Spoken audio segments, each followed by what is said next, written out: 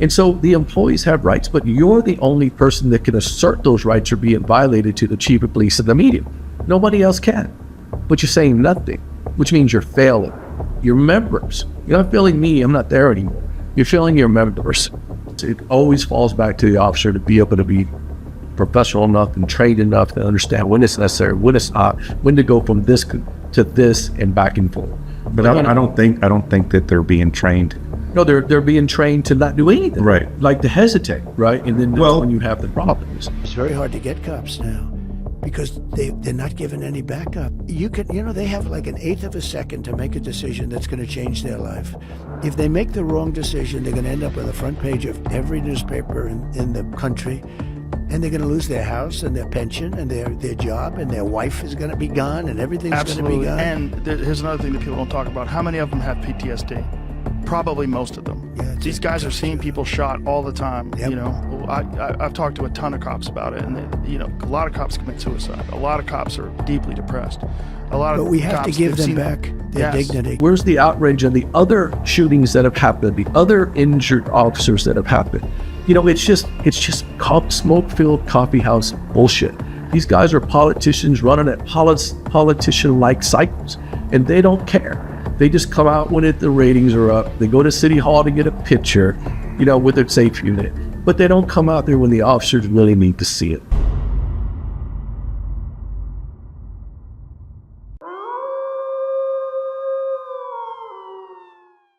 Blu Wolf Podcast. Hey everyone, welcome to the Blu Wolf Podcast. I'm Willie Cantu. I'm here with my partner in crime, David Sapansky. It's been a little bit. We're just coming out of the summer. Kids are back to school. I'm sure the parents are happy for that. I'm kind of mixed with that. It does free my time up a little bit, puts me back on my regular schedule. But I will say this will not happen again. We are very appreciative with our marketing company, Public Alliance, and the work that they do for us and what they put up with with us on that part. But we had a meeting. Dave and I, as you all know, we're retired, and I started this as just something to do, and then we started gaining traction, and started getting more traction when I brought Dave on, a great asset to this podcast, and we partnered up, and now it's become something that we should push even further, which means we got to put more effort into it, no doubt. And why is because we run into people, I run into people, he runs into people, other police officers usually, or they send us texts or messages, because nowadays, you can just, you have to see people, you just get texts on the phone or phone calls or instant messages and things. And we get thanked a lot for saying the things that we do, for talking about important issues within law enforcement, to include the politics related to it and politics in the city and stuff like that. And the common praise that we get is thank you for being our voice, right? We get that a lot. And then, I didn't do that. I didn't start it for that, so to speak.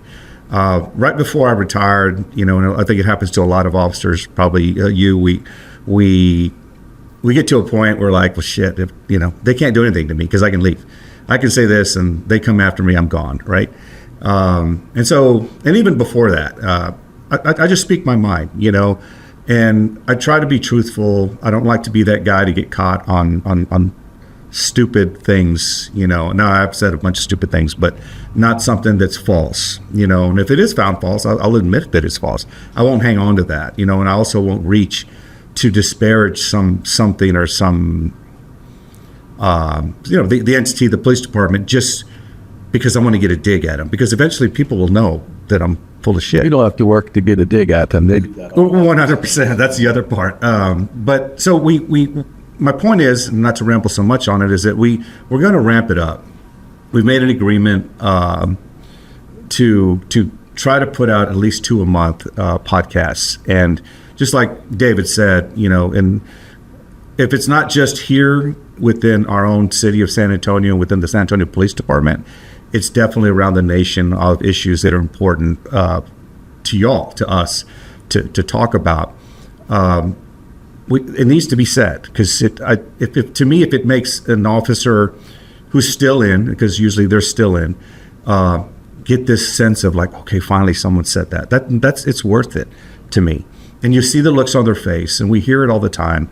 I'm one of the worst businessmen or marketers myself ever.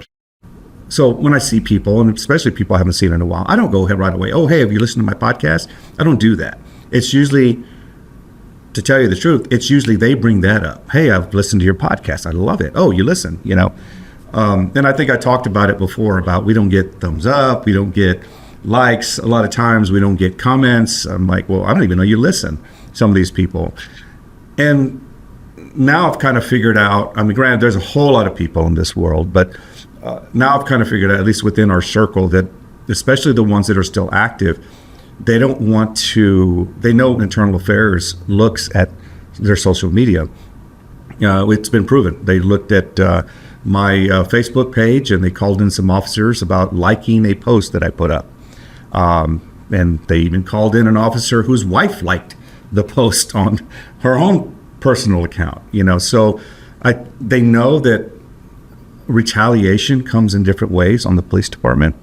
When we'll get, that's a whole nother podcast too, on how that happens. But it comes. But it comes frequently. Yeah, and lately it has come a lot. It's just a little boom, like a little shove. Like, we know, and they're going to do this. They can turn your life upside down. You can be working some really good unit that you worked hard to get to. Next thing you know, veteran of the department, they transfer your ass back someplace, and you're at their whim, and it, you don't have the same days off, which we call RDs, relief days, and your hours change, and it just turns your life around. So, and the department will do that. This is not hyperbole. In the words of Joe Biden, not hyperbole. They do this. We've seen it. It's happened to people that we know. Has it happened to you? A version of it's happened to me. A version, okay. I've never talked about it. Maybe that's for another day. But I can tell you that in 2022, 5 active tenured captains filed 918 complaints against the administration. That's a lot. There's only 22 captains, and 5 of them, tenured, went to Internal Affairs and filed 918, which is harassment retaliation. And so that's a lot, right? The city knows that.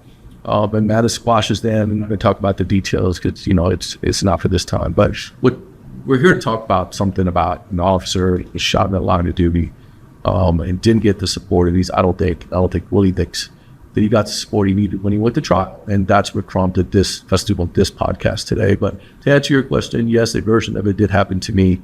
And I thought it was important to point out, because I don't think I have. It's happening right now to a female captain. We've talked about that in the podcast. But in 2022, there were 5 active complaints, 918 complaints, harassment, retaliation complaints, which, if you ever look at the general manual, the department takes that very serious. It actually says on top, we take this very seriously. But the chief of police often deactivates the case himself, or once it gets to the board, he deactivates it then. So there's no relief for the men and women that are trying to find those avenues of relief, but that's a podcast for another. Well, we're going to talk about what entity they can go to try to seek relief and how ineffective it is. But, we're kind of getting ahead of ourselves. We'll talk about that. Another thing that we wanted to talk about here, for one, Dave and I, we've had guests. It's been a while since it's been you and I cutting it up and all. And we hope that you all, the listeners and viewers, appreciate what we're getting at. And like I've mentioned, we don't get this sense that people are going, oh, you guys are just bitching. You guys are complaining about everything. You've been disgruntled. Now, I've heard that before. And it's particularly for some people that I know, which is the stupidest fucking thing to say. It's not. I was treated fairly in the department. Your situation, yeah, they did it, but it didn't, depress you. It didn't scar me. Yeah, it didn't scar you. You don't have PTSD. It was just me pushing back enough to get them to stop. But right. Now I know what you're talking about. Yeah. I remember that. So, but the main thing, and again, this is really part of what we're going to talk about, and it is one issue because we could be here all day, but it is really part of a greater thing that's going on in the nation. And again, we hear about it, but this is our hometown. We are retirees from San Antonio Police Department, and we have good friends that are retirees as well, and that are still active. But law enforcement across the nation is eroding. It's eroding. The effectiveness, their effectiveness. Now I know Trump is like stepping up. The federal agencies recruitment is up. We're hearing Border Patrol, ICE, things like that, which is a good thing. So now is a good time to be a Fed. I tell you that right now. But what's happening is they don't have that kind of control for local police departments. We're in San Antonio, man. It's a blue city. It's a blue county. We still have that going on. These people won't change what they're doing to alter the course of the ineffectiveness of the police department, because for whatever reason, they just think whatever they were doing was working. But that erosion traditionally was from the outside in. I'm prepared to make the assertion that some of it is starting to become from the inside. Oh, yeah. And so that's a good point. Yeah. That's why we wanted to, I'm not a Facebook poster, right? I mean, Willie's pointed out I can barely log on. But, last week there was something that I saw, someone brought it to my attention. I saw a previous post. We'll get into the details in a minute. And it bothered me so much that I decided to post it. And that's kind of what led us here. But when I say from the inside out, is that this particular circumstance showed that there was nobody there for this officer. And then once I posted it, because now I'm learning how to do that stuff, there was a couple of officers that also retired saying that same thing happened to me. So I understand how we... In the comments of the posting, yeah. So the rank and file don't always know. It's the association's job to make us know, to help us know that this is coming to trial. And I will say that every incident involving a San Antonio police officer that's in trial, where either he is the suspect, or if he's a complainant in a violent crime, not someone just punched him during an arrest, but was shot or stabbed or something like that, the association gets notice of that. So does the office of the chief. So in my opinion, this is unforgivable. And I apologize to this officer right here, right now, on behalf of everybody, that he should have had people there supporting you. So after you made that post, I shared your post along with some of my own comments, like thoughts. I did mention, we know IA is looking at our social media, so send me an instant message. I got a few there, because that's private and all that. And then some people, and a lot of retirees chimed in with their own, on my side, on my post, and sharing that. And it's disheartening. There is no doubt there's a war on police, and it's still going on. The feds are getting taken care of, is what it seems. Their morale, I hear, has gone way up. We used to be able to depend on one another. Yeah. Right. And so that's the bigger point for me. I don't expect anything from BLN people, or people with special interest, or people that are so far left that they can't see anything. I expect that from them. But this association has always been a very viable entity. Like, it's always supported each other very strongly, and it's starting to falter. And we'll talk a little bit more about that. But that's a self-induced problem. If that happens, it's going to continue to grow and get bigger and bigger. Oh, it's a virus, no doubt. Look at other major police departments, and I'll just name a few: Houston, Dallas, Chicago, Los Angeles, New York. Multiple unions. Once they start getting multiple units for supervisors, units for ethnic groups, things like that, then they've got you. And that's one of the things that we're always fought against here, is while there are some other socially active internal associations or groups like the Hispanic Police Officers Association, Black Police Officers Association, they all are members of the San Antonio Police Officers Association. So you start seeing that those tiles start to break, you start to have a big problem. And to me, I'm out of the police department, but if you take a minute to learn your history, back in the 80s, there were a lot of hardworking people that fought very hard for us to get what we have today, and they shouldn't be forgotten. And just a couple of years ago, in Proposition E, we came just very, very, very close to losing collective bargaining. So all of these things are happening. We're not paying attention.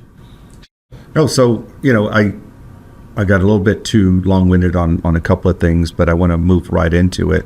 But the main thing that I really want to make a point about is the foundation of this podcast is because, and we're more concerned with our own department, is the effectiveness is eroding. The brotherhood is eroding. And like Dave said, great point, it is happening from within. Yeah, we get the bullshit from the outside. our own city government. They're listening to these idiots. I just saw that they attended some meeting with that Act 4SA group. Those people haven't brought anything to the table worth the shit. It's got to be just a bitch session, a cry session when they go to these meetings with these people, because nothing that they've brought to the table works, and it won't work because we're beyond that point of even giving them a chance. But for some reason, San Antonio thinks we need to give these people some sort of a voice. They're crybabies. That's hyperbole. Yeah. That's what that is.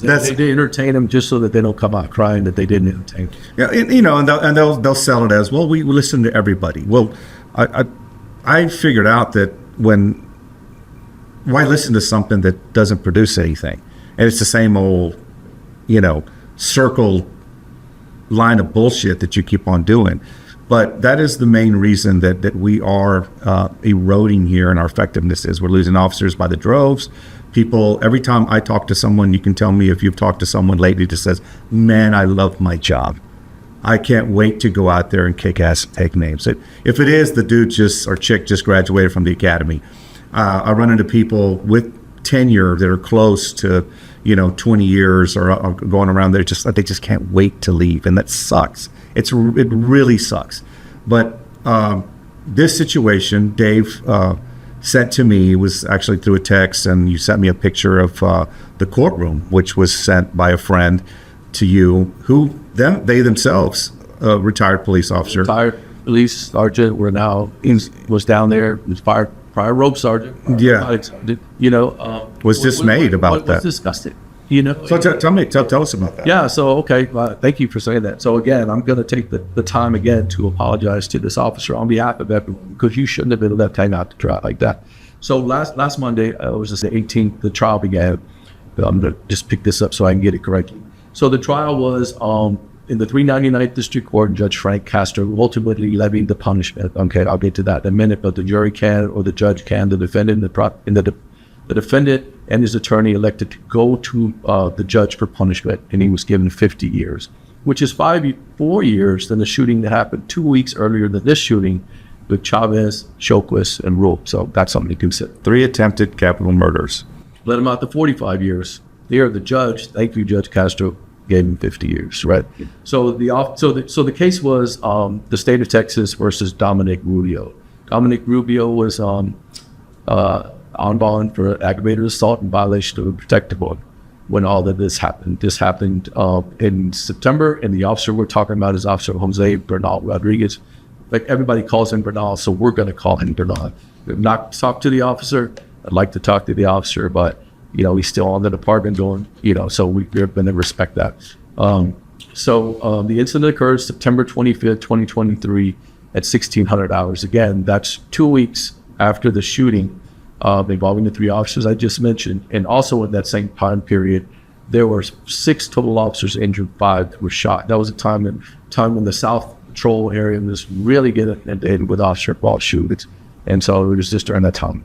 This particular officer was shot in the stomach, was shot in the arm while pursuing someone that he had taken a report on 3 days earlier. The guy in a shotgun turned around and fired on him. And I'm going to give you the details of the case as was laid out in court. So Officer Bernal gets a call to go take a report on an aggravated assault, family violence type situation. He, as a child, the pecker word, right? Dominic Rubio. They know that. has a child with a woman whose mother, this guy Rubio, called the shotgun up, and this whole thing was about child custody issues, right? Didn't pick him up at school, something like that. So Bernal takes the report from the mother, and gets a hold of his sergeant, because the guy is supposed to be living right over here. And sergeant says, "Look, let's just stand down for right now. We're going to go ahead and bring her back." I think CIT handled it. They walked the warrant on, and I just imagine how difficult it was for the officer to tell the mother that, hey, there's nothing I can do right now, but let's go get this. Let's go talk to the detectives, and then we'll get a warrant, and then we'll try to apprehend. So that's kind of how that played out, right? A couple of days later, this officer's working the area, working this district, sees this guy Rubio on a bike just a few blocks away, a block away from his house. Says, that's the guy, I'm going to try to apprehend. Gets out of his vehicle, the guy jumps off the bike, pursues again, starts running through the backyard or yard. The guy turns around, fires a shotgun, hitting Bernal. A couple hours later, they wound up getting all the troops out there and all the people they need to get this thing done, and they wound up apprehending of. In a nutshell, as you guys know, when an officer gets shot, everybody winds up being there for you, right? If an officer gets killed, I always said, and I strongly believe this, and I know there are people that either watching this or talk to somebody about what we're talking about here. The days after a police funeral, the first 10 days or first 2 weeks, there's an outpouring that will blow your mind in ways you couldn't imagine. This city will. I experienced it. Yeah, absolutely. Yeah. And, again, we don't like to tout this, but our class has lost a lot. And so it's overwhelming. The city will come forward, people from other departments. The city will just amaze you. In the third week, life becomes life and it starts to go away. That's the problem I think here is going on with this officer. So last week, this trial started on the 16th. I said it was a very fast case for an officer, attempted capital murder. Of course, they went at the aggravated assault police officer, which I think Nicholas had laid out. It's an easier element than Farouk. And when he was there on trial, of course, he's the witness, right? So they break him in. There's nobody in the gallery. Nobody. I think there were 2 or 3 people. I think Chavez was there, the one that was shot in the 2 weeks prior. I think they're close friends. And then I think somebody Mariola and somebody else was there. So. But outside of that, the media wasn't there. Nobody from the association was there. Nobody from the administration was there. That doesn't surprise anyone, but the association should have surprised you, because back in the day, they would make sure and put SAPOA shirts on, get people to show up in the gallery and so forth. And one of the things I put on my post, because I do want to reflect this correctly. Once the verdict was given guilty by the jury, they decided or elected to have the judge levy the punishment. So they had a couple hours of break before the judge would do that. I'm going to go back to my chambers. I'll be back to render the discipline at 2 hours. And so the prosecutor feels like this isn't right. His contact, which was Captain Russ Van Geffen, it's over homicide, says, hey, in 2 hours we're going to give this guy his punishment. Do you have some people that can come over here? And much to Russ's credit, he wound up rallying about 20 or 30 or 40 officers, whatever it was, to come over there during the reading of punishment. That doesn't negate the fact that this officer was there testifying about what happened to him, and according to the person that was there, noticeable signs of PTSD, noticeable signs of still having to relive this incident and looking out at an empty gallery. I contend that that's absolutely unacceptable. I hope you contend it's absolutely unacceptable. I think Willie does too. Well, it hits us hard because we are not used to that. We grew up, again, like he mentioned, we have been involved and experienced our own classmates getting killed. And we've seen, like Rocky Riojas, you're getting phone calls and texts, hey man, we're going to do this. We're trying to get enough people to do that. It was a mission to have enough people and support there. Roger Henry, Doug. Right. You know what I mean? And again, it wasn't like you had to, people needed the information is what it was, but you didn't have to force them to come. Everybody wanted to. And I think I know that we're losing that within our own department. And because like you say, people kind of go off. There's always a long, 4 years, maybe 5 years before these people even go to trial. The tactic is to push it back as far as possible. That's an attorney's tactic to muck up the memories and the details, the facts and stuff like that. That was one of the fastest trials I had ever heard of, a 3-day trial. It seemed pretty cut and dry almost, I mean, police officer, uniform, bad guy, warrant, I see you run from me, I give chase, tell you to stop, you turn and shoot me, I find it particular. I don't know how you defend that. I find it particularly interesting that there was no media in the courtroom. Now, there was some articles after that said, hey, this guy was given 50 years. It kind of briefly outlined the case. This case is interesting in another regard that we can get to in just a minute. But I do think it's very interesting that the media wasn't there to talk about this, because like I said, we just had the trial a couple of months ago on the other incident, right, involving the 3 officers that we already talked about. And there was a media presence there, but my question, that I responded to somebody on the Facebook post was, I wonder how full that courtroom would have been if the officer would have been on trial for a criminal offense. And that's the part media would have been there. Me. It used to be where somebody shot a police officer, a non-duty San Antonio police officer in San Antonio, could apply to any place. that there would be, the courtroom would be packed, the media would be there, it would be unacceptable. Have we now gotten to the place where this is so common that nobody wants to take the time, including the media, to go to support these officers and show that this is unacceptable behavior? I don't know. Well, I tell you what, I think about this a lot. And I'm going to try to, now that we're here, you brought it up, the conversation takes us this way. I'm going to try to make a stab at what I think is going on. And granted, it's really a professional opinion, as you have your own professional opinion at this point. What we're seeing, again, across the nation, not just here in San Antonio, but we have been, the police, law enforcement, have been made to be the bad guys. Now, we have a lot of supporters that know we're the good guys. And they'll say, oh, we support you. You have the 100 Club that people donate to, and then, outpouring of people that make comments of this, or they show up or whatever. I get it, we do. But the tone and it's almost a buzz that law enforcement is bad. And it's been allowed because the media jumps on these situations. And as we've seen, they knee jerk on certain situations. And if it looks salacious enough for them to raise a narrative from it, as again, my favorite podcaster, he's now with the FBI, Dan Bongino, would say, the media does not tell you the story, they tell you a story. And a story is easier to create that buzz, that interest that people. And as we're seeing with now, obviously, you can pick up your phone nowadays and do this. We see it all the time when people are talking to the police or some confrontation, traffic stop or whatever, to buck the police. We still have the authorities. TikTok, the videos that we put, and our editor is doing a great job at putting these little clips out. But then you get, and TikTok, as most people know, you just look at a video and you just kind of like, I do it, I veg. I'm like just, and if I like it, I'll stay on it. If I don't, I just swipe up. Swipe up right there. And people do that, and they can make these comments. And you have all these police haters that make these stupid fucking comments on there. And they don't know the whole context, because these clips are from our podcasts. Now they don't know, some of the clips you probably don't need the context, but they don't care to, because they just don't like police. And they're sitting in mommy's basement, they're able to say stupid shit and run off. That's what I run into. But that's what I'm getting at, is that's the tone of people. We have become the bad guys. And this whole thing, and when they show even justified police action, it makes us look like we're just rogue. Or like shootings. Yeah, there's a police, shoot first, ask questions later. Sometimes, yeah, you have to shoot first. And sometimes you don't have, I'd say not sometimes, a lot of times, you don't have time to ask fucking questions. The shit is going down, and you don't have a chance to de-escalate.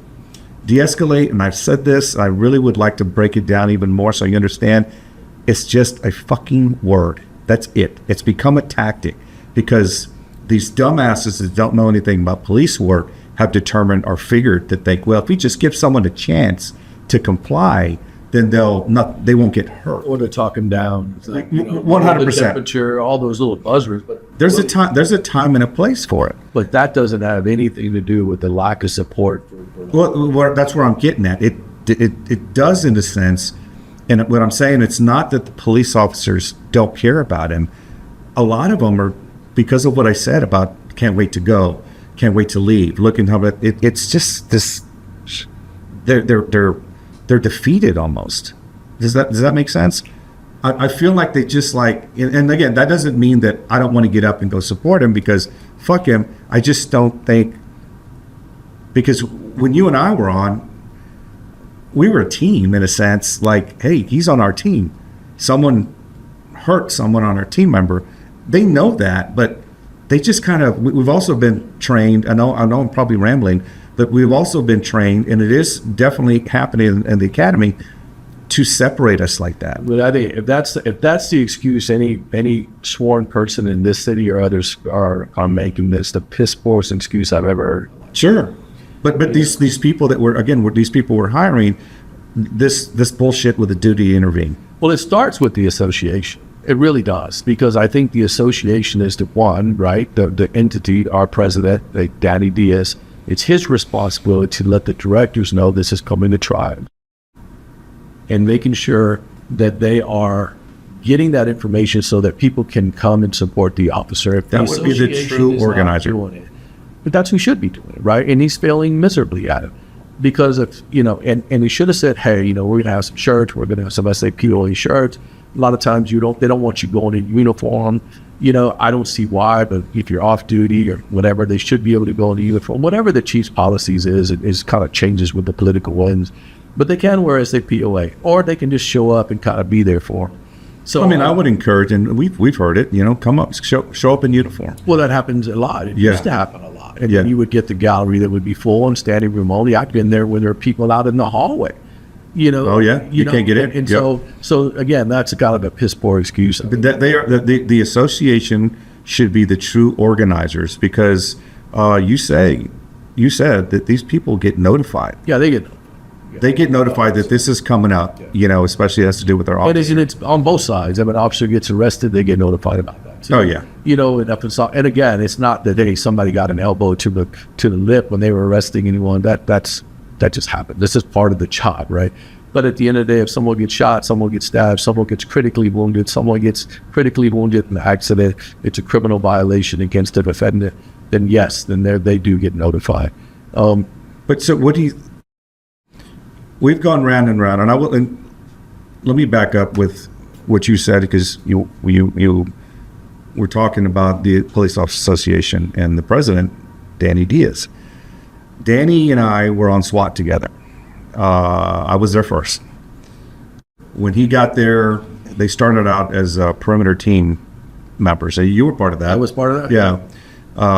Back in the day, and then he eventually got on SWAT, and then so they were trained even then. You were trained with us on the SWAT team, and then he was trained. Then he made the SWAT team, and we're friends. We played softball together, we played basketball together, we worked out together, drank together. We've been to Mexico together, things like that. And and I've told you this before, but it pained me to start calling him out. Now, I'm calling out the position, and he just happens to be that person in that position, because that is his job. It pained me. It's a job he wanted and asked to be elected to. Right. It is a job that he wanted and asked to be elected to, no doubt. He stepped into it, and he should have known what he was getting into. But it took me a while. I said little things here and there. We talked about it. We've mentioned this several times before, right? Where's the association? In different podcasts, we talk about it. The podcast was not about them. It was just something we said, in the conversation. And the more things that happen in very similar situations, it was like, we got to do more. We got to call him out more, because he needs to do his job. And this is a great example of what they're not doing. So how did I for me, and this is the way my mind works, I have to sit well with it. And how it sits well with me is that I reached out to him myself personally. We have each other's numbers after Thomas Villarreal and Carlos Castro's trial. Now, I was working on that trial with the LaHood Norton Law Group as an expert on that, me and Officer Bobby Moreno. So I saw everything. And when I saw what was going down, there were things that I learned in the trial too. I was like, someone needs to talk about this. And now, and we're going to do a podcast on it. In fact, today we were supposed to do that. Teasing. We're teasing a little bit, but because I've been wanting to, but now we're the arbitrators ruling on it. Could be a reality. So that's the end. That's the end of everything. So, but that's even better. I guess, God directs us and says, hey, wait a little bit. So that's the end. Now that I'm seeing the end and I see the whole picture, it's a political persecution, a George Floyd fallout for some fucking turd that they wanted to go after and screwed these officers. Now, mind you, one of them they got their charges dropped, and one of them got his jobs back, and the other one's fighting to get his job back, no doubt. But I reached out to Danny while I was in trial. Hey, do you know what's going on here? And he tells me, yeah, I got people in there that are keeping me updated. Well, I know people. I look around. I didn't see maybe one of the supporters. I truly don't believe that. Yeah. But he never stepped his ass into the courtroom. Well, how many people can Danny put on union leave at a time? 10.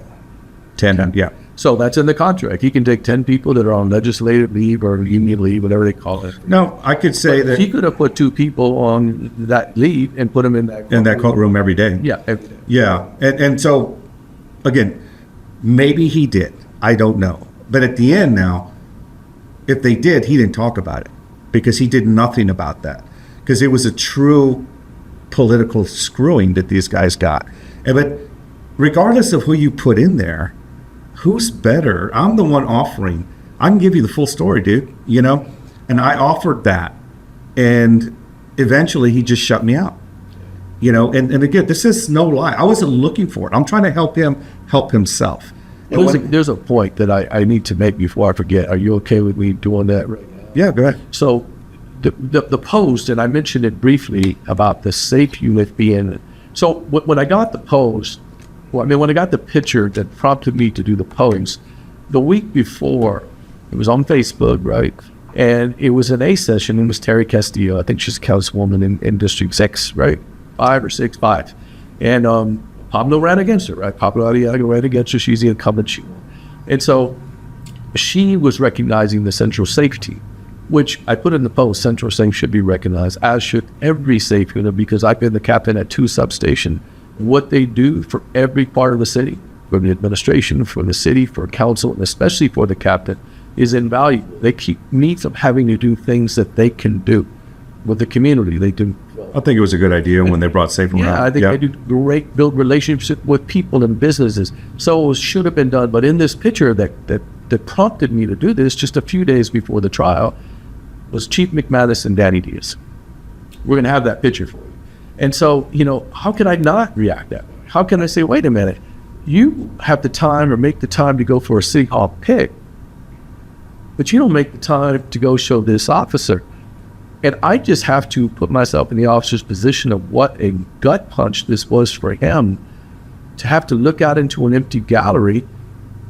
And I don't know exactly what level of support he's getting, but if you're not supporting this officer to this day, because what Robert said he saw was a guy that was still struggling with what happened. That happens a lot. Greg Brooks made a comment on there. Hi, Greg. He was in a shooting many years ago. Greg and I were coworkers a couple of times in different places. And he says, you know, one of the things that isn't talked about enough is PTSD.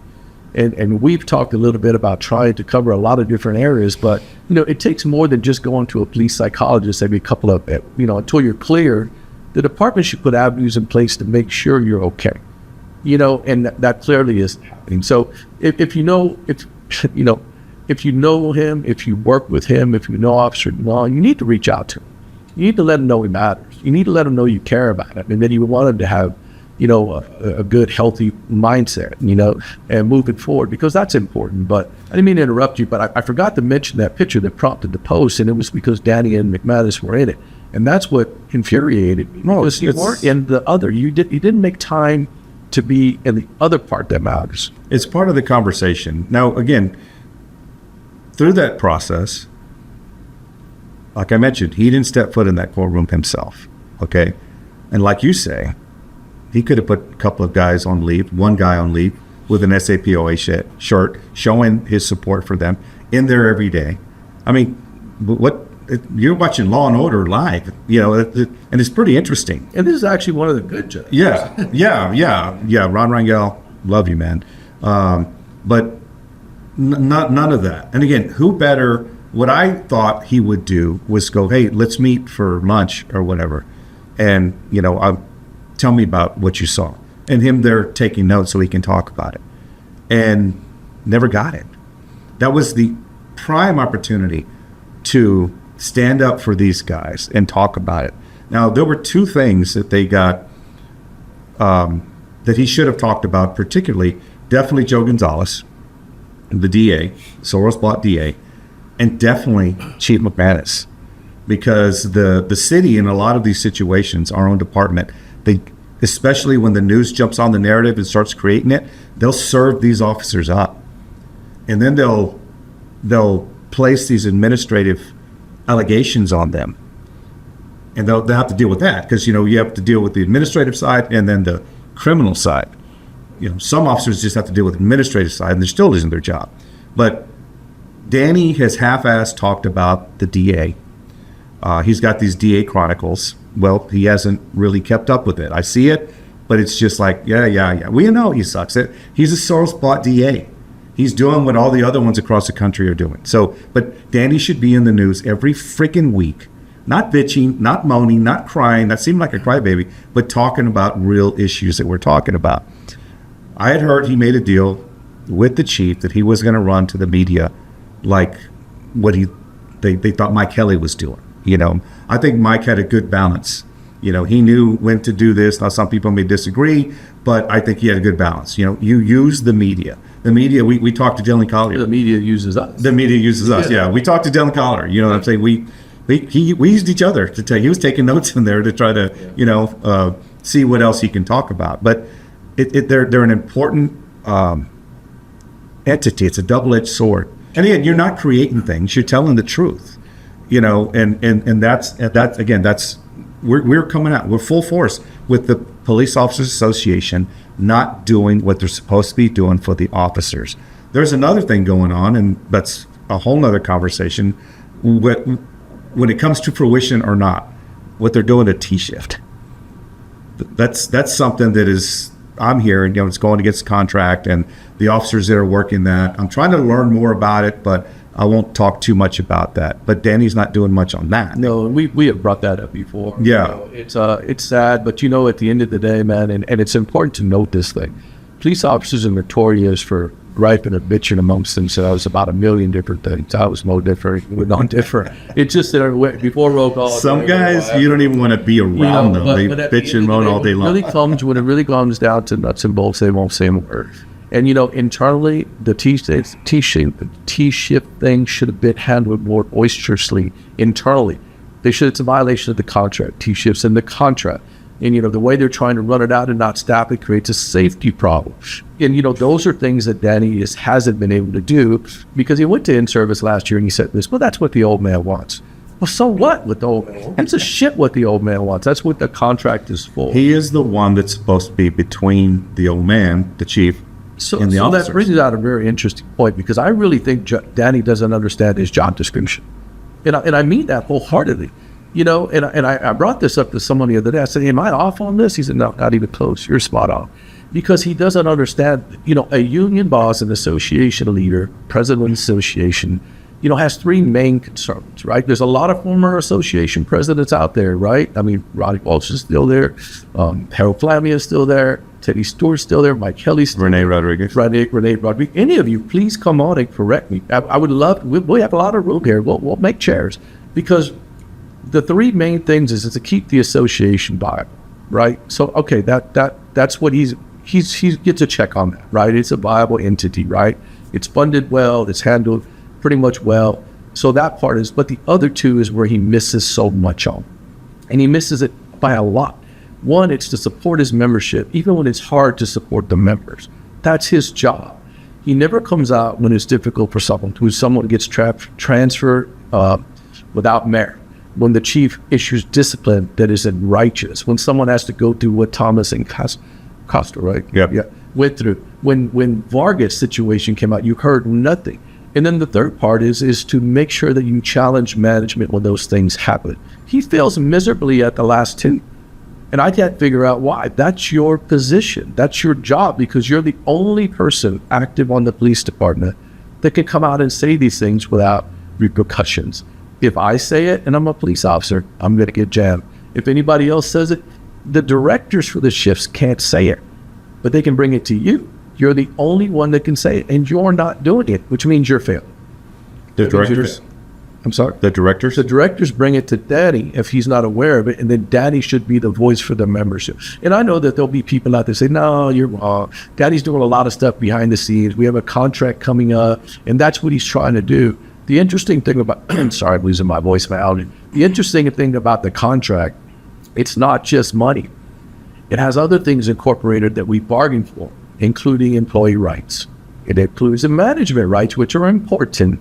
unless you violate or abuse them like he generally does. It offers you avenues of relief through grievances and arbitration, right? Which he continues to lose. I'm talking about McManus. And then it also offers employee rights, right? And so the employees have rights, but you're the only person that can assert those rights are being violated to the chief of police and the media.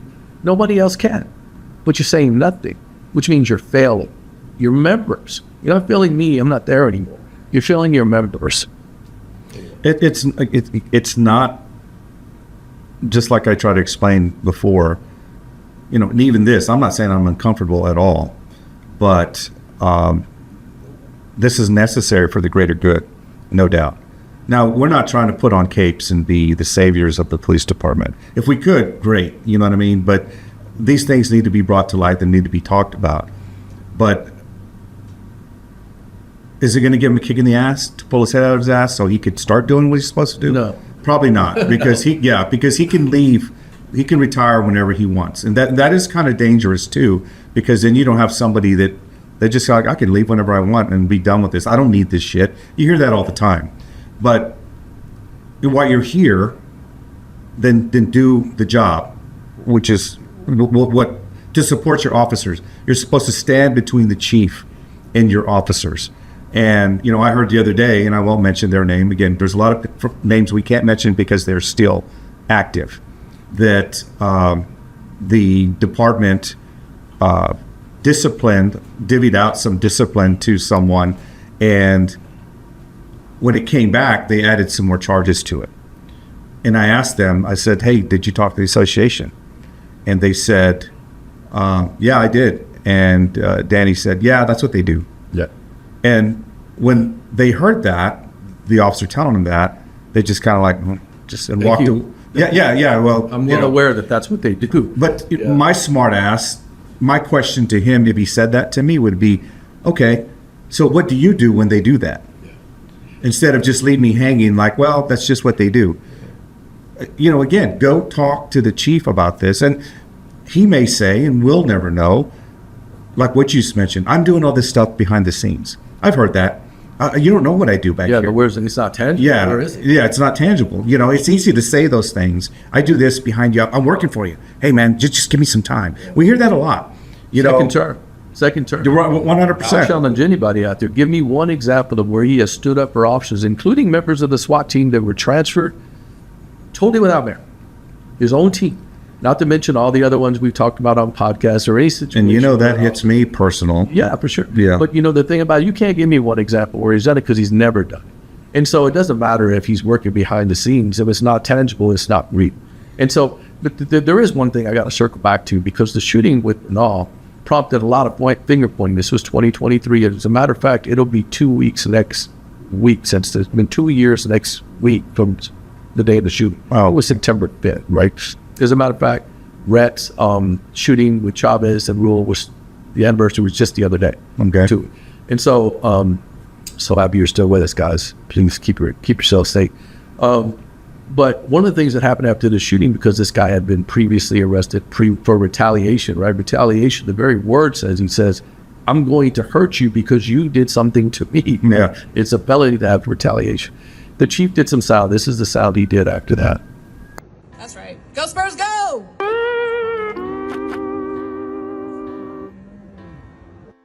Go Spurs, go! Oh, brother, this guy stinks! Oh, no, that's not the sound. This is something else, right? But this is... Okay, this is the sound that the chief did. And the chief basically We're going to try a stab at comedy, too. Yeah. So this is the sound that the chief said, that the guy shouldn't have been out. He shouldn't have been out of jail because he was in there for a controlled substance violation, drugs, and retaliation. This is a danger to public safety, having folks like this on the street. Previously in prison for retaliation and possession of narcotics. That was revoked when he was picked up for a family violence felony assault. Despite being a habitual offender where he should have been in jail for 25 years plus, he's still was on the street. And then he got revocated after he was, or some warrants came out after he was picked up a family violence case, and then this whole thing with Bernal came out. The thing about it is, that's when they started pointing back and forth, because the year before the shooting, they disbanded the rope unit. You remember that was Chief McManus and Deputy Assistant Chief Karen Fox, right? That disbanding of the rope unit was what Narcotics and Vice too. and Vice as well. Rope, narcotics, and Vice were disbanded and dissolved. I usually tell people to create I call it the poquito de todo unit, the little bit of everything, if anybody speaks Spanish, unit, which I think was the dumbest idea to ever come up. I love those guys. I was the commander there. I'm very qualified. I worked there as a detective. I worked there as a sergeant. And I know you worked there, and I can tell you, I'm absolutely as a patrolman, as a qualified to detective. talk about what's happening with that unit. And this is no slight on it. With that unit's production has gone away. Yeah. I've spoken to some people because one of the things that Assistant Chief Karen Fox at the time said was that it's going to boost morale. Yeah. And one thing I asked these guys, I'm like, hey, is your morale boosted? And they're Well, like, you know what boosted morale is when you left, Karen. Right. When you left, that boosted morale. right, that is true. But not nobody's morale is boosted. So this happened in June 2022 is when they dissolved the unit, June 11th. That month, I was hitting 32 on the pension. Yeah. Now, I already was with 32 years in the city, and I was like, it's time to go. Because then I would have had to reapply, which I did for that unit, thankfully, and thank y'all, Sergeant Ron Phillips, who's retired now at the time, and the upper brass, I believe was, what's his name, Lieutenant Justin Good. Yeah, appreciate y'all keeping me for the last 11 days or more there so I could stay and retire out of the unit that I was with for that last 13 years of my career. I mean, that was really a really good thing for them to do to me, because otherwise I'd have been gone, transferred to East Dogwatch UEDI with people I hardly even know. That would have been a good way I wanted to retire. But they did take care of me, and I truly appreciate that. But nothing has gotten better because of that. And what's happening, not to get off on a tangent with that, is that now all these detectives, none of them really specialize in anything. Vice, they dealt with all vice offenses and, situations, gambling, prostitution, liquor, all that other stuff. So that was their job. So they were able to hit that area. Travelers, they did a lot of travelers. Yeah. Guys like, in the city, Rope dealt with everything, really. And you had some guys in there that chased a bunch of wanted people. I mean, they're fun to chase and stuff like that. That's the point. Can I read it? This is right after this Bernal shooting. This is what he says.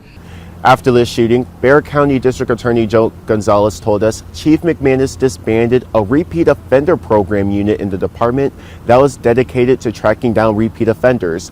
This disbanding happened in 2022, and Gonzalez added, quote, Rubio should have been in jail long before yesterday's shooting, and it was SAPD's job to search for him, serve the warrant, and get him there. So since disbanding SAPD, they moved their repeat offenders unit to their covert and response unit, who Gonzalez said at the time they were overburdened with the amount of cases that they were getting. You see that political stuff here? Like, they both looked at the Bernal shooting as an avenue, because remember, McManus got on who said this guy should have never been out. And now, so the finger pointing starts to go back. Well, you should have caught him. Yeah, so when you look at the video, McManus is saying, hey, this guy should have been in there for 25 years. So the interesting thing about it is you look at the fake outrage by McManus. Oh, my God, this guy killed an officer. We had 3 other officers shot. Remember at one of the podcasts, and I haven't looked at it lately, there was close to 160 officer-involved shootings from 2019 until the last podcast. I probably went up now, so I won't even pretend to guess, but probably plus or minus 15, right? Or plus 15. But, when you look at this, and we see the outrage from McManus, and I think, in Danny's defense, I think Danny even came out and said something, fired a shot at Joe Gonzalez at the time, without really mentioning Joe Gonzalez. He said the DA's office. These guys will say something about something, and they won't call them out by name. You've never heard anything again. Like, where's the outrage, Chief McManus? Where's the outrage on the other shootings that have happened, the other injured officers that have happened?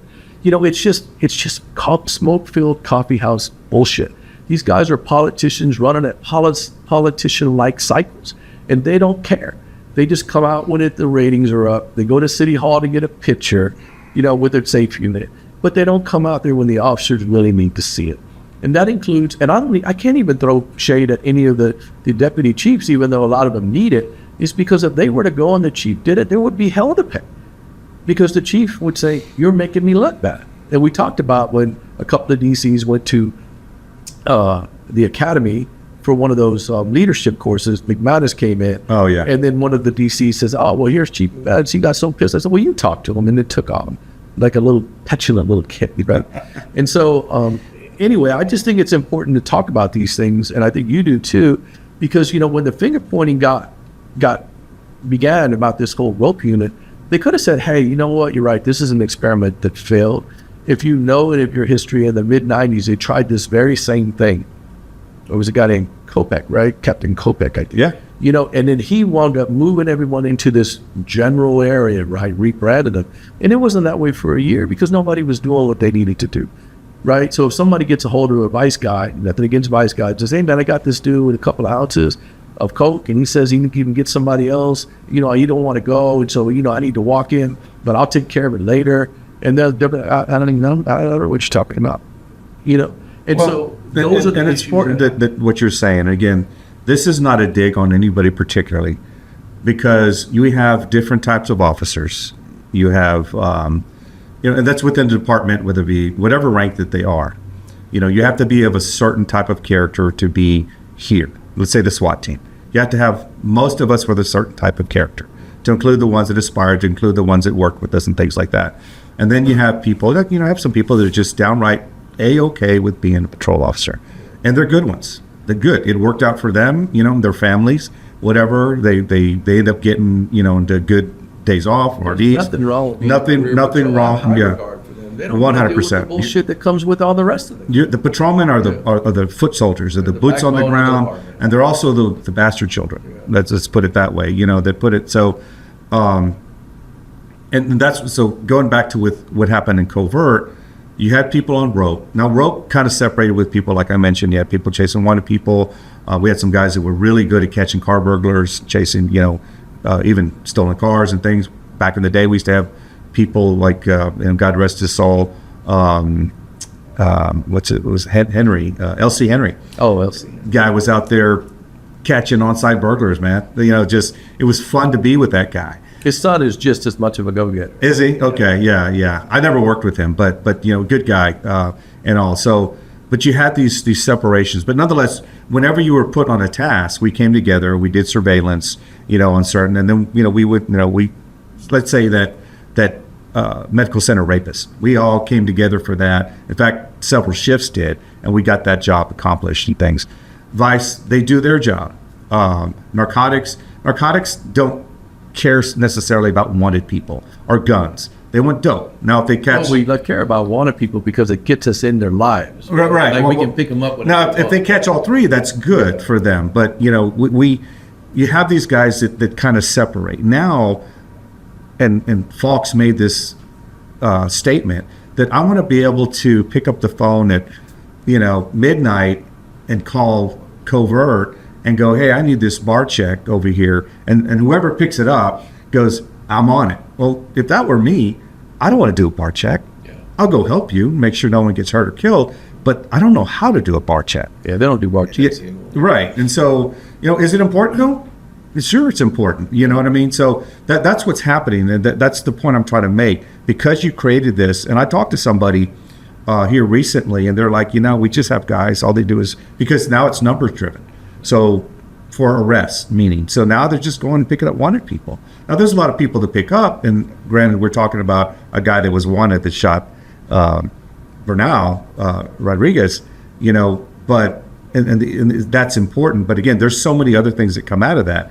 A lot of these guys are involved in dope. They're involved in property crimes because dope, you know, you got to steal things and all that. But, you know, we got off on a tangent talking about, I think it's important to talk about why that unit's ineffective. And again, there should have been, and especially now, someone talking about its ineffectiveness, and perhaps we should come back. And that was a good opportunity if they're blaming, pointing the finger at somebody to say, hey, maybe it was a snapshot, man. It was an opportunity, you know, for them to point the fingers at each other to say, it's not my fault, it's his fault, it's not my fault, it's his fault. And then, but it goes away because there's no persistent argument being made. No. One of the things in the trial that I really thought was very interesting, I mentioned this to you before we got here, and I just need to bring it up because I think it's kind of a pretty good sign of what's to come.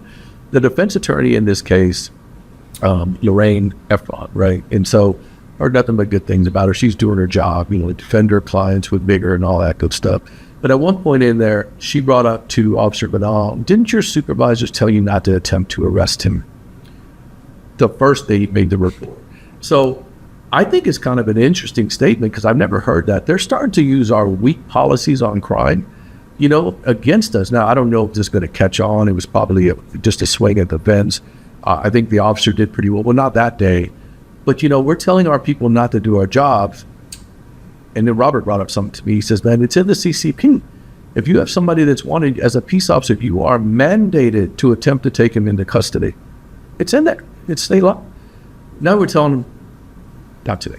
But it's all part of that selective enforcement, too. Yeah. We're seeing it with the DA. The DA doesn't take certain crimes. And I tell you what, and it's even worse now, but it kind of goes along with probably a greater conversation where we had a situation, I don't want to get into a war story, but some younger officers, when I was back on patrol after SWAT, I went by to cover them on a traffic stop, noticed there were 3 of them out there. Guy standing out there smoking a cigarette. He looks agitated. Pretty tall guy. And they're standing there, and I said, what's going on? Stop this guy. Valid reason for a traffic stop. Ran him, and he had a felony warrant out of Florida.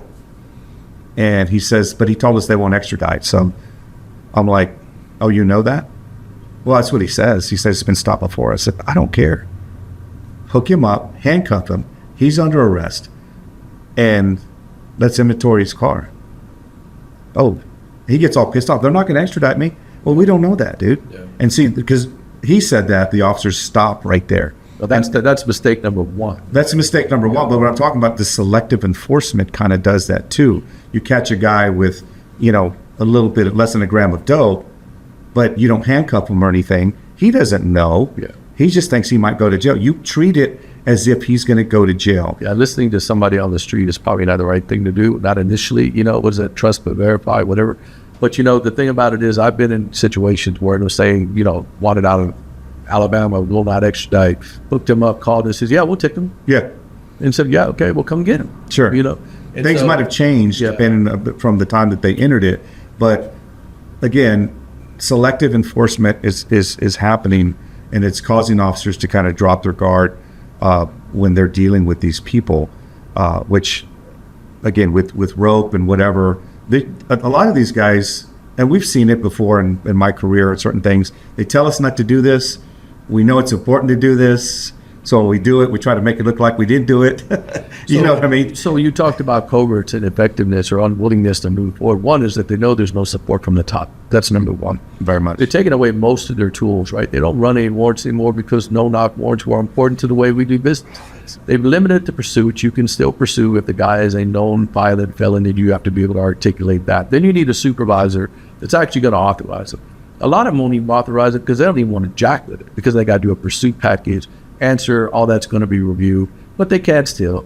And, there's a couple of other things that they've done, kind of put into place that kind of limits the officer's authority to be able to act against a criminal. But I just thought when this defense attorney brought that up, I was like, somebody else should really pick up on that. Because now they're starting to understand that our powers to move or enforce laws are becoming more and more limited in its scope because they're afraid to let us do our jobs. Well, and a good example of that is, when you and I were on, we never heard of anybody canceling a foot chase. No, right? We didn't hear anybody canceling a car chase. Yeah, very much so. But you know what I'm saying? A foot chase to say, hey, what are you chasing him for? Well, he just ran.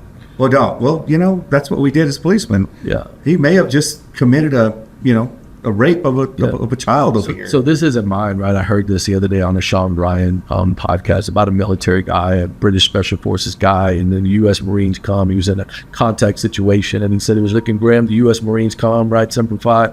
And then they said, man, they were so happy because these Marines came up and said, we're not here for courageous restraint. We're here for extreme violence. And, it struck me because I'm like, sometimes in this job, it's inherently dangerous. police officers are faced with the absolute expectations of knowing when to toggle left and when to toggle right.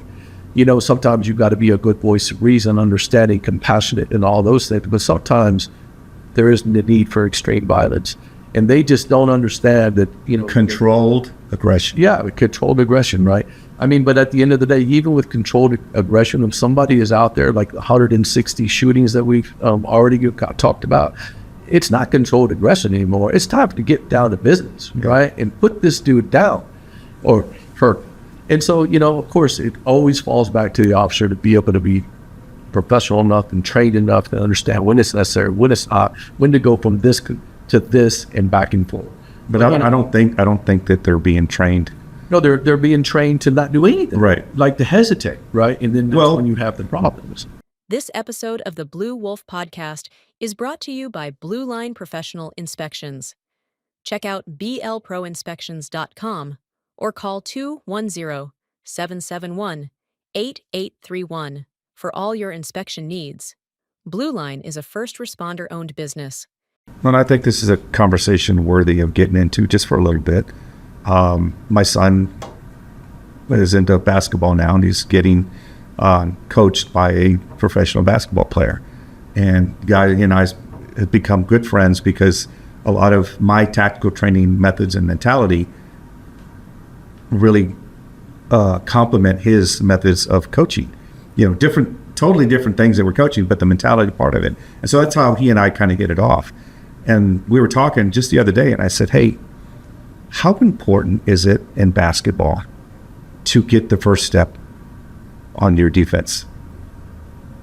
You know, or even if you're on defense, get first step on the offense. But how important is that? He's like, well, it's important. It's extremely important. So you're getting the advantage. I take the first step, I get the ball, I make a fake, and I do this. Then you've already started the winning, and you know, Action beats reaction. Action beats reaction, 100%.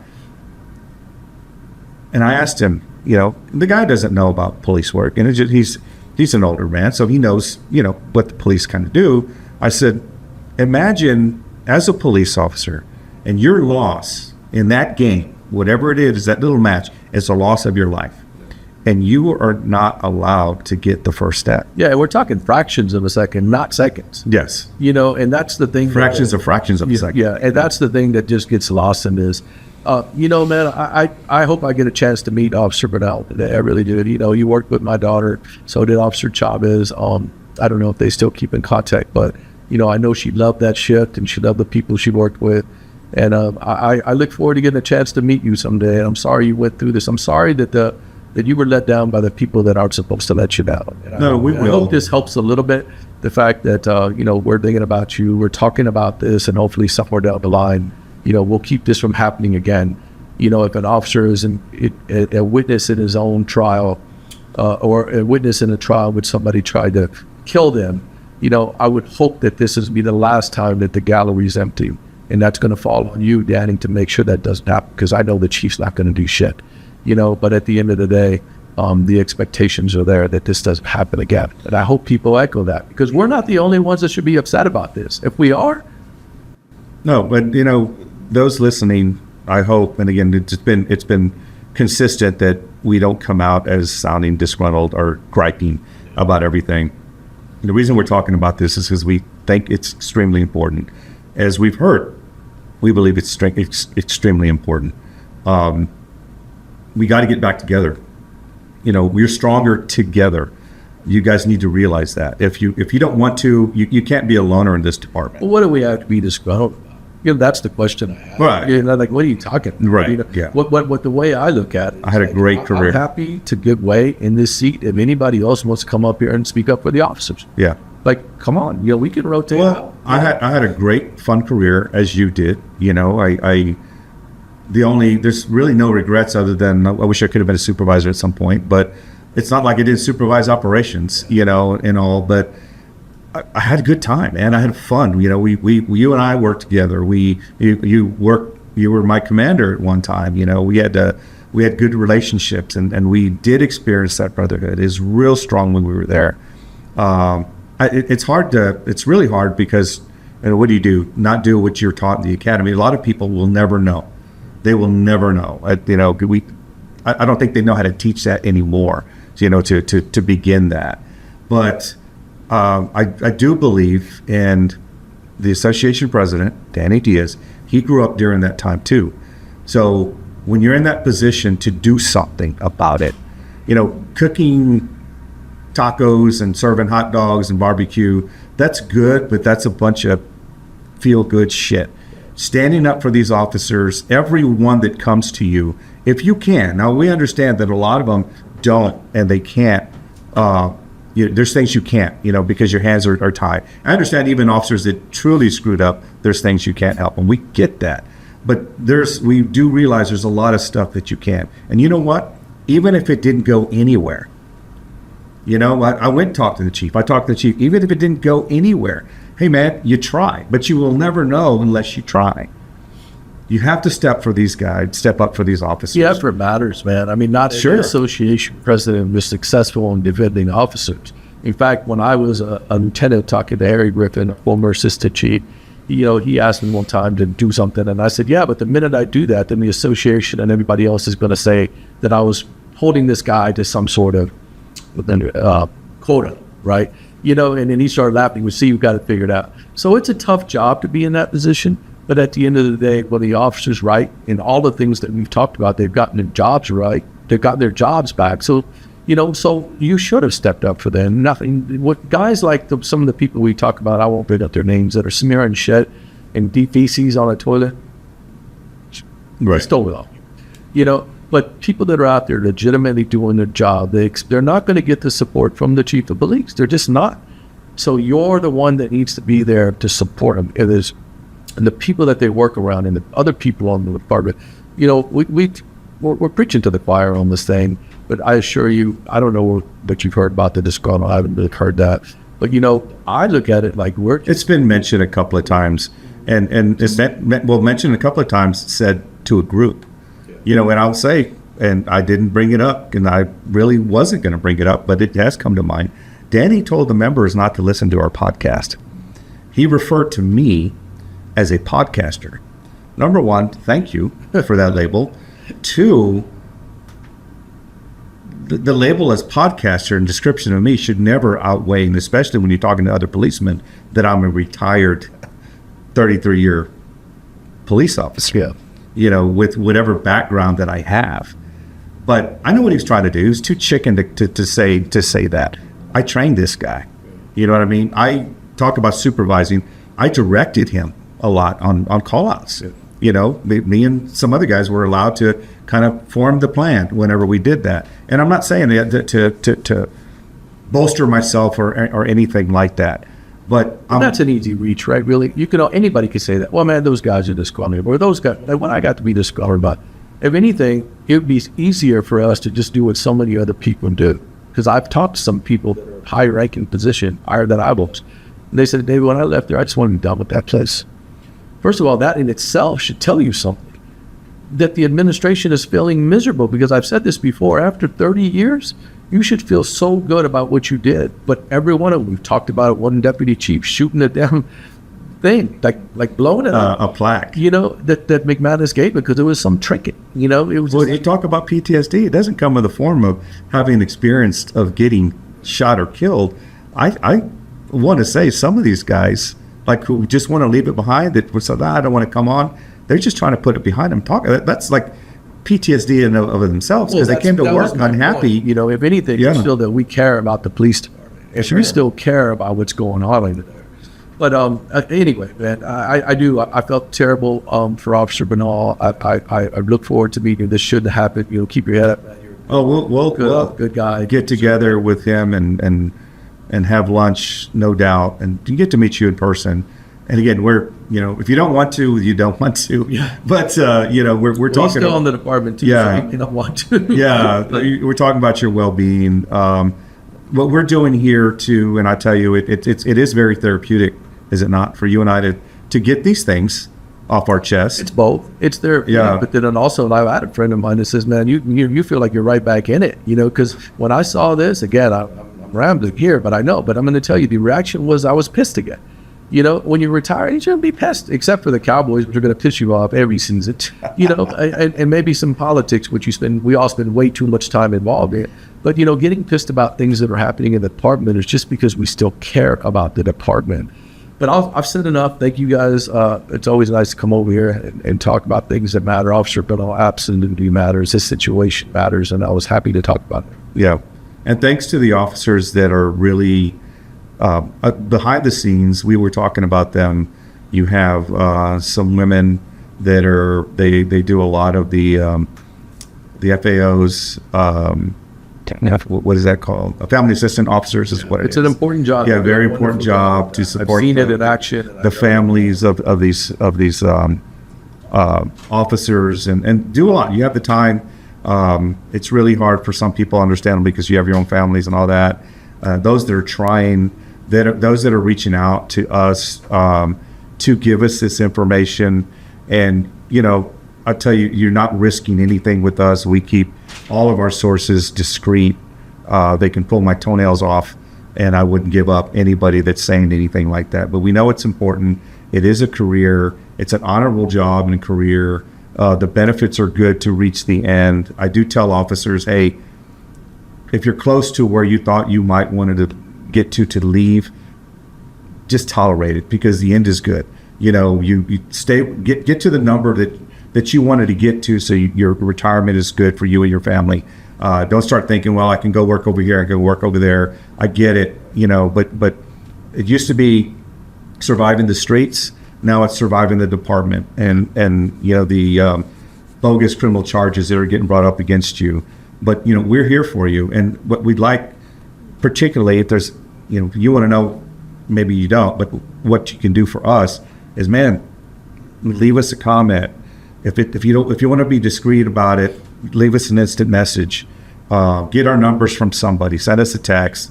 It's good for us to hear that, you know, that we have someone that's going, hey, thank you for that. It always is, and we're not seeking that, you know, for that. Which is why I'm telling you, we're not seeking that. But understand that there are people that care about you, and more that you know. 100 Club has got, and I'll say this, I'll give Bart Vasquez a good shout out, a president. He's fairly new there. He's doing a good job. I talked to him at the gym. He really cares, and he's trying to ramp things up. He's got Frank Gutierrez working with him now, and all. But get involved for these people, because we don't know, you know, the mental part that these officers are going through, especially when something happens like that.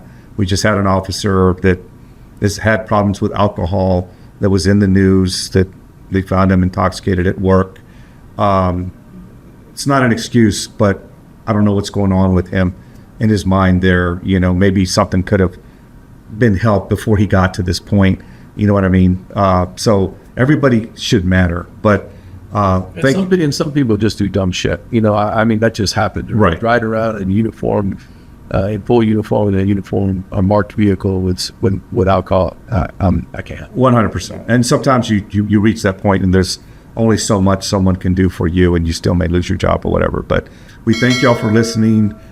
Please continue to listen. Leave us comments. Please, it helps us gauge where we're at. Share it. And we do hear that. Edmund Bettis, I haven't given you a shout out in a while. I'm going to give it to you, because you hear. Last time I gave you a shout out was because I heard you're like a big fan of ours. I'm going to tell you again, man. We love you. Keep sending it out. But hope to see you guys soon, and the next podcast. Yeah. Thank you.